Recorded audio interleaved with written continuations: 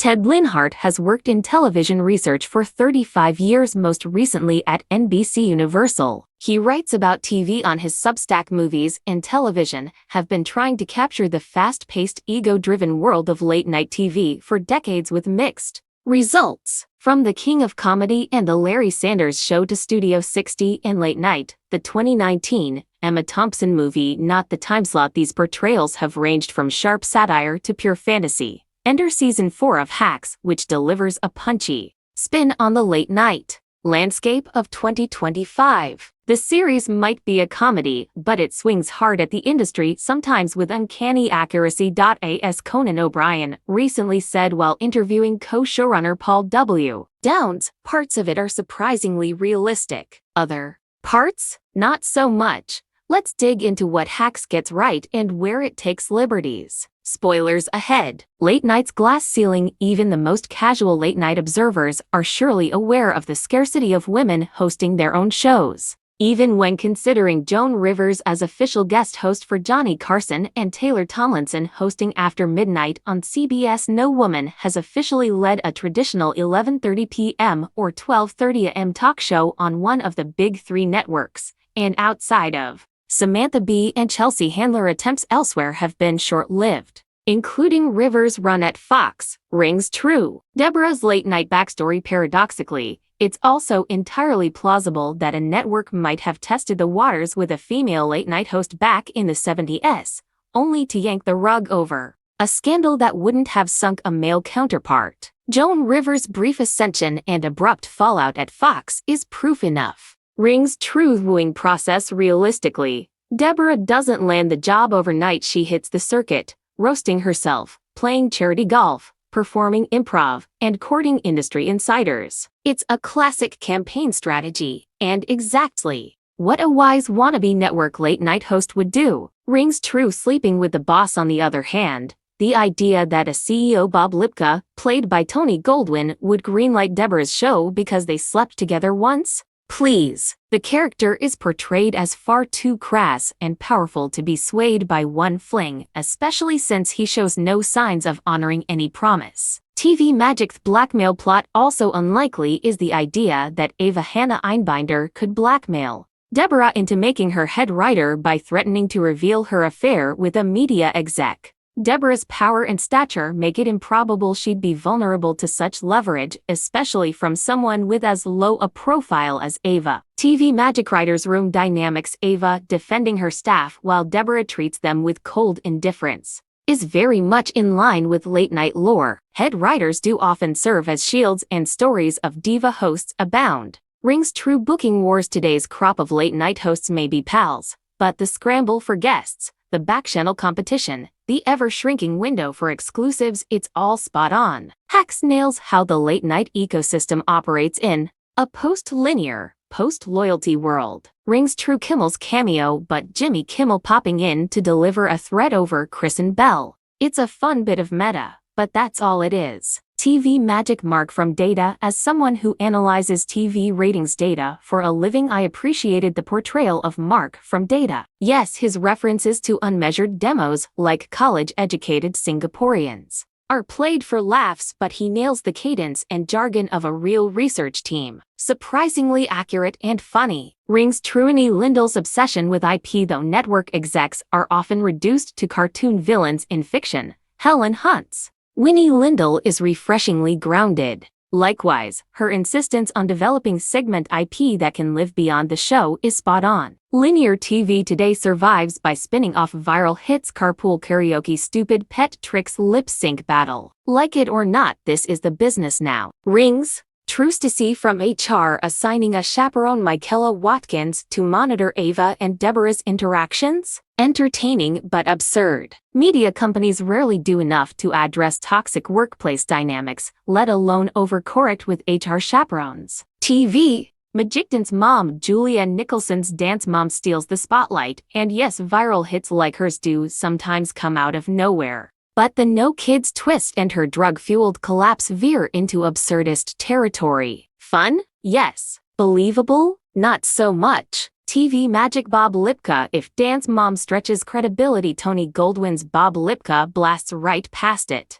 Portrayed as both ruthless and bafflingly disengaged from his own network's success, his storyline is pure fantasy. Firing Winnie over a spin-off dispute? That's not how media CEOs operate, at least not the ones who care about the bottom line. TV magic. Deborah's exit. Would a real Deborah Vance give up her dream gig on principle? Probably not. But her choice to walk away in defense of Ava speaks to a larger truth. Today's late-night hosts have a point of view, and they use their platform for more than punchlines. In that way it tracks. Rings true control room revolt. The most implausible moment of the season might be the control room ignoring a direct order from the network CEO to cut the feed. When the boss says cut, you cut. No matter how heartfelt Jimmy's plea is. That director isn't a hero, he's unemployed. TV magic.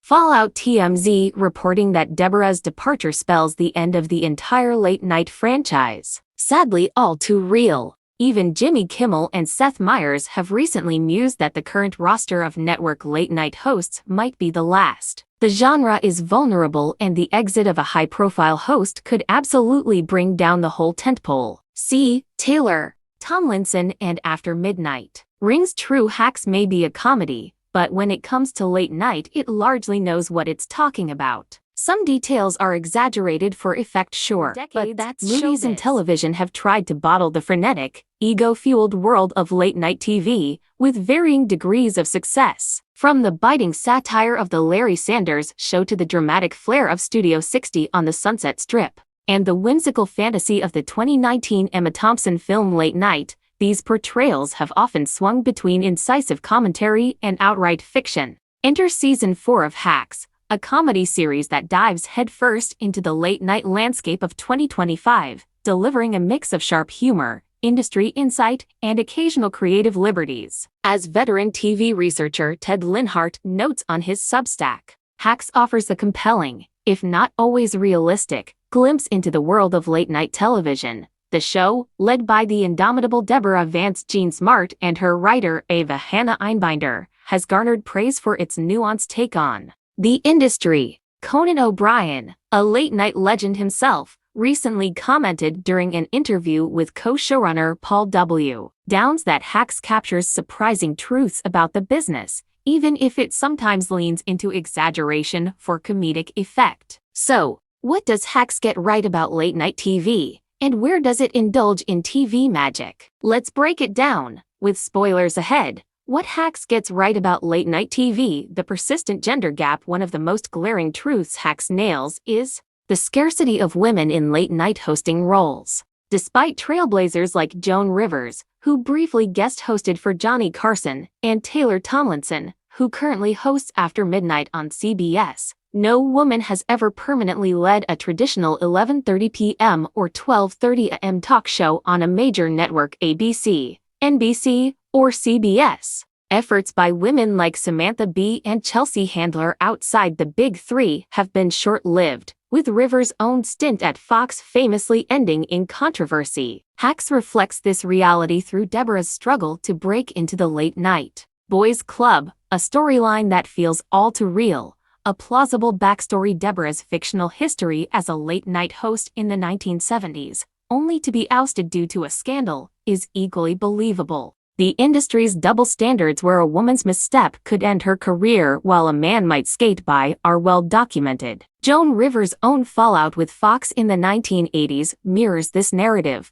lending credibility to Deborah's arc. The show's depiction of a network taking a chance on a female host only to pull the plug prematurely rings true to the industry's history of cautious progress. The campaign for the desk, Deborah's journey to secure a late-night gig, is portrayed with striking accuracy. Rather than landing the job overnight, she embarks on a calculated campaign, roasting herself at events, playing charity golf, performing improv, and charming industry insiders. This mirrors the real-world process of wooing network executives, where charisma, networking, and persistence are as crucial as talent. It's a savvy depiction of the hustle required to claim a late-night throne. Writers' room realities. The dynamics of the writers' room in Hacks also hit close to home. Ava's role as a head writer shielding her staff from Deborah's cold indifference aligns with countless stories from late-night shows, where head writers often act as buffers. between demanding hosts and their teams. Tales of diva-like behavior from hosts are industry legend, and Hacks captures this tension with sharp authenticity. The Booking Wars, the show excels in depicting the cutthroat competition for high-profile guests. In an era of shrinking exclusivity, windows and fragmented audiences, late-night shows scramble to secure A-list bookings through backchannels and strategic maneuvering. Hacks portrays this ecosystem with precision, highlighting how hosts and producers navigate a post-linear, post-loyalty media landscape where every guest appearance is a coup. Data-driven insights, as Ted Linhart, a 35-year veteran of TV research, points out, the character of Mark from Data is a standout. His jargon-laden references to unmeasured demographics, like college-educated Singaporeans, are played for laughs but ring true to the cadence of real research teams. This nod to the data-driven side of television production is both funny and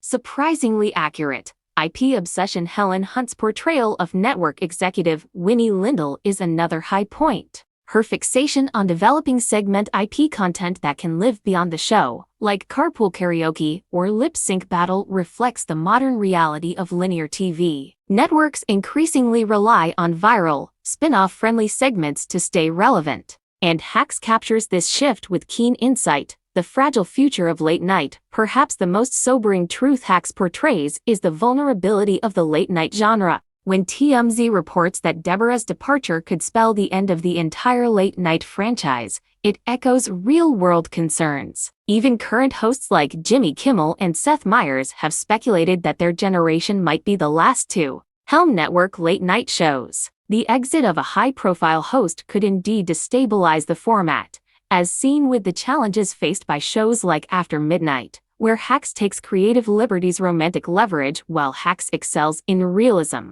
it occasionally veers into fantasy. The notion that a network CEO, Bob Lipka, Tony Goldwyn, would greenlight Deborah's show based on a single romantic encounter strains credulity. Lipka is portrayed as a ruthless, calculating figure unlikely to be swayed by a fleeting fling, especially without any indication of honoring such a promise. This plot point feels like pure TV magic. Blackmail schemes. Similarly, Ava's attempt to blackmail Deborah into making her head writer by threatening to expose her affair is a stretch. Deborah's power and stature in the industry make it unlikely she'd be vulnerable to such a low-profile figure as Ava. This dramatic flourish prioritizes entertainment over plausibility. Jimmy Kimmel's cameo, where he delivers a playful threat over a booking dispute involving Kristen Bell, is a fun meta moment but little more. Real-world late-night hosts may compete fiercely for guests, but such overt confrontations are rare and played up for comedic effect in Hacks.